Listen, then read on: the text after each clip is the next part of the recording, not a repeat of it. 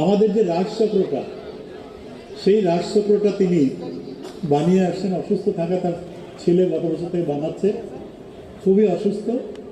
আমরা প্রত্যেক বছর ওনাকে একটা আর্থিক অনুদান দিয়ে থাকি, আরো করে দিয়ে, এবং যখন অসুস্থ হয় 25,000 টাকা দিয়েছিলাম। এবারও পৌরসভার পক্ষ থেকে ওনার চিকিৎসার জন্য আমরা 10,000 টাকা দিচ্ছি। এক সেকেন্ড, প্রথমে ওকে বরণ করে নেওয়ার জন্য অনুরোধ করছি।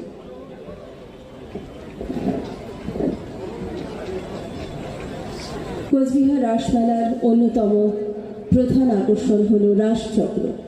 ধর্মীয় সম্প্রীতির নিদর্শন এই রাসচক্র।